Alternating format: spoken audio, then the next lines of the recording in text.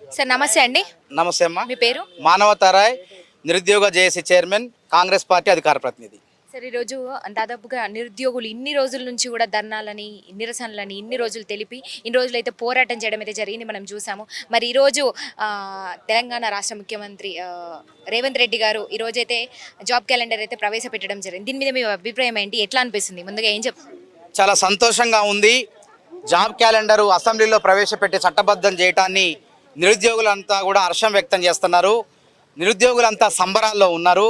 ఎందుకంటే నిరుద్యోగుల యొక్క చిరకాల వాంఛ జాబ్ క్యాలెండర్.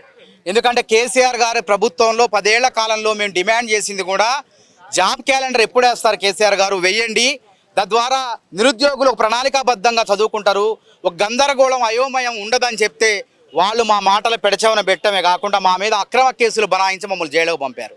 కానీ ఈసారి రేవంత్ రెడ్డి గారు ముఖ్యమంత్రి అయినటువంటి వెంటనే ఏదైతే యూపీపీఎస్సీ చైర్మన్ గారు ఉన్నారో వారిని సంప్రదించి 2-3 గంటల సేపు వారు భేటీ అయ్యి తెలంగాణ నిరుద్యోగులకు కూడా జాబ్ క్యాలెండర్ తేవాలనే సంకల్పంతో వారితో భేటీ అయ్యి ఈరోజు అసెంబ్లీలో జాబ్ క్యాలెండర్ ప్రవేశపెట్టారు. కాబట్టి ఈ యొక్క నిరుద్యోగుల స్వర్ణయుగంగా రేవంత్ రెడ్డి కాంగ్రెస్ ప్రభుత్వం యొక్క పరిపాలన పేర్కొనవచ్చు.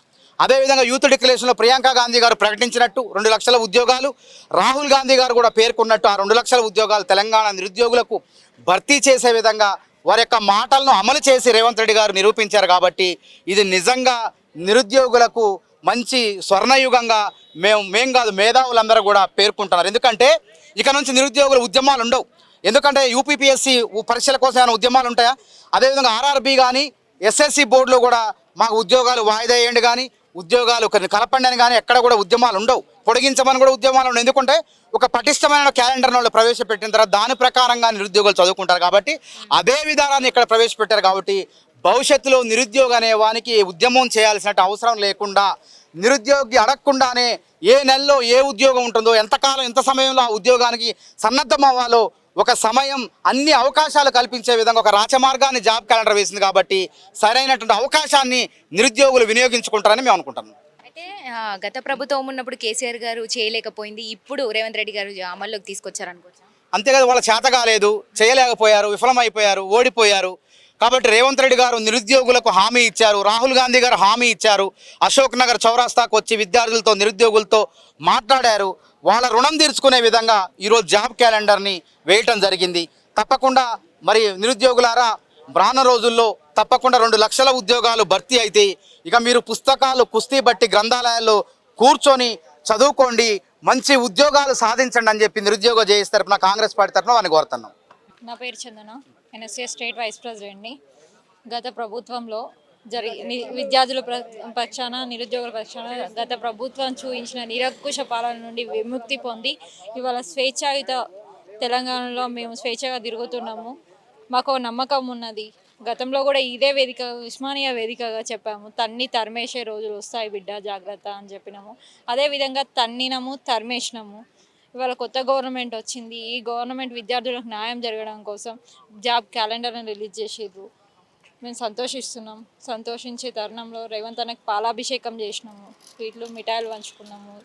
మాకు ఒక ఉత్సాహంతో గతంలో జరిగినట్టు జరగకుండా నూతన ఉత్సాహంతో మేము తెలంగాణలో నిరుద్యోగాన్ని కూడా కూకటి పేర్లతోటి పెకిలించి వేసి ప్రతి నిరుద్యోగికి, ప్రతి విద్యార్థికి న్యాయం జరిగే విధంగా ఉంటుందని చెప్పేసి భావిస్తూ ఉండే విధంగా కూడా రేవంత్ అన్న కాంగ్రెస్ గవర్నమెంట్ ఆచరిస్తుందని చెప్పేసి గట్టి నమ్మకంతో మేము నమ్ముతున్నాం, విశ్వసిస్తున్నాం. కాబట్టి మీ అందరికీ కూడా తెలియజేస్తూ అందరూ మేమందరం మీ కోసం అని గత 10 ఏళ్ళుగా మేము కొట్లాడినాం. ఇప్పటికీ మేము మీకు అందుబాటులో ఉన్నాం. మీకు ఎలాంటి ప్రాబ్లమ్స్ ఉన్నా కానీ మాతోటి డిస్కషన్ చేయండి.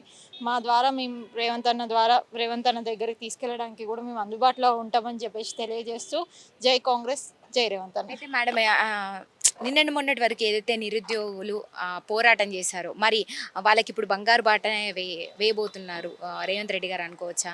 గత ప్రభుత్వం చేయలేకపోయింది, ఇప్పుడు రేవంత్ రెడ్డి గారు చేశారంటూ జేజేలు కొడుతున్నారు. అంటే నిన్న మొన్న కూడా ప్రభుత్వం 6 నెలలు అవుతుంది, 7 నెలలు అవుతుంది వచ్చి ఇంకేం చేయలేదు అంటూ కూడా రోడ్డు మీదకి ఎక్కి నిరుద్యోగులందరూ కూడా నిరసనలు తెలిపారు, ధర్నాలు చేస్తారు. మనం చూసాం నిన్న మొన్నటి వరకు. మరి ఈరోజు అయితే అమల్లోకి తీసుకొచ్చారు. మొత్తంగా ఇలానే కొనసాగుతుందంటారా ఈ పాలన? డెఫినెట్గా అండి. ఎవరు రోడ్డెక్కి ధర్నాలు చేస్తున్నారు? అధికారం పోయి 6 నెలలు అయిన తరుణంలో కేసీఆర్ వాళ్ళ కొడుకు అల్లుడు వాళ్ళ అధికారం లేదు అనే మెంటల్ ఎక్కి పిచ్చెక్కి అసెంబ్లీలో ఏ విధంగా ధర్నా చేస్తున్నారు, ఏ విధంగా చిల్లర రాజకీయాలు చేస్తున్నారు అనేది విద్యార్థులుగా చదువుకున్న వాళ్ళంగా మేమందరం చూస్తున్నాం కాబట్టి ఆ రాష్ట్రంలో ఉన్న ప్రజలందరూ ఎన్నుకొని అసెంబ్లీకి పంపిస్తే మా ప్రాబ్లమ్స్ మీద మాట్లాడతారంటే మాట్లాడకుండా చప్పట్లు కొడుతూ వీళ్ళలేస్తూ ధర్నాలు చేస్తూ వాళ్ళ గవర్నమెంట్ వాళ్ళు చేస్తున్న ధర్నాలను మేము అందరం చూస్తున్నాం. గతంలో విద్యార్థి నాయకులుగా మేమున్నప్పుడు వీళ్ళు చేసింది ఏంటండి అంటే ఇప్పుడు కొత్త ప్రభుత్వం మీద దుమ్మెత్తి పోసే ప్రయత్నంలో భాగంగానే అంటే బీఆర్ఎస్ పార్టీ నాయకులే కావాలని ఇదంతా చేయించారంటున్నారా? డెఫినెట్గా అంటున్నా. ఎందుకంటే వాళ్ళకి అధికారంలోకి ఎలాగైనా వస్తాము అని చెప్పేసి గతంలో కేసీఆర్ మాట్లాడిన మాటను ఒకసారి గుర్తు చేస్తూ మీ వల్ల కాదు మీ తరం కాదని చెప్పేసి గుర్తు చేస్తూ ఒక్కసారి ఉస్మానియాకు వచ్చి అయ్యని కొడుకుని అల్లుని ముగ్గురిని వచ్చి కూర్చుంటే ఇక్కడి నుంచి అసెంబ్లీ వరకు ముక్కు రాయించుకుంటూ మేము తీసుకుపోవడానికి మేము సిద్ధంగా ఉన్నాం. గత ప్రభుత్వంలో మీరు మాకు చేసిన న్యాయమైందో అన్యాయమైందో మా అందరికీ మాకు ఎరుక. మా తల్లిదండ్రులు పడ్డ కష్టాన్ని మేము ఒకసారి గుర్తు చేసుకుంటూ ఈసారి తన్నుకుంటేనే మిమ్మల్ని మీకు బుద్ధి చెప్పడానికి కూడా ఉస్మానియా వేదికగా విద్యార్థి లోకం నుంచి విద్యార్థి నాయకులం అందరం సిద్ధంగా ఉన్నాము. ఖబర్దార్ బిడ్డ కేసీఆర్, కేటీఆర్, హరీష్ రావు, ఇంకొకసారి కనుక నీ పిచ్చి పిచ్చి వేషాలు నీ బుట్టలో పడి మేము మా ప్రాణాలు మా అన్నలు మా అక్కలు పోగొట్టుకున్నట్టు మా ప్రాణాలను మేము పోగొట్టుకోవడానికి సిద్ధంగా లేము.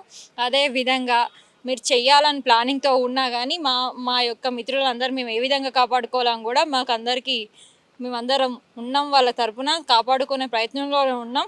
మీ వల్ల మాకు ఎలాంటి ఉపయోగం లేదు. 10 సంవత్సరాల అధికారం ఇచ్చిన చేసింది చాలు. ఏం చేసిరో కూడా మాకు అవగాహన ఉంది. ఇక చాలు పోయి ఫామ్ హౌస్లో పడుకోండి. అయ్య పడుకున్నట్టే కొడుకు అల్లుడు కూడా పడుకోవాల్సింది వస్తుంది.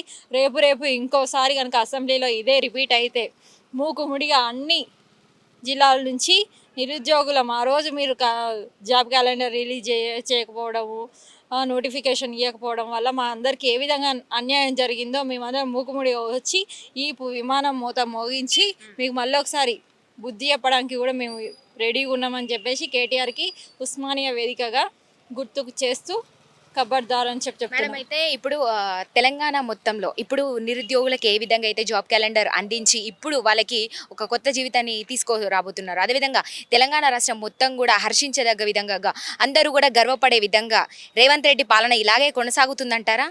డెఫినెట్గా అండి.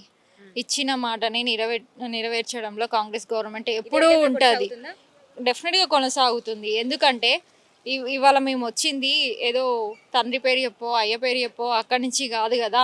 కింది స్థాయి నుంచి నిరుద్యోగులను చూసి వాళ్ళ బాధను చూసి వాళ్ళ కష్టాలను చూసి రైతుల కష్టాలను చూసి అందరి కష్టాలను చూసి గత ప్రభుత్వం హామీలు ఇవ్వడానికి మాత్రమే ఉండే.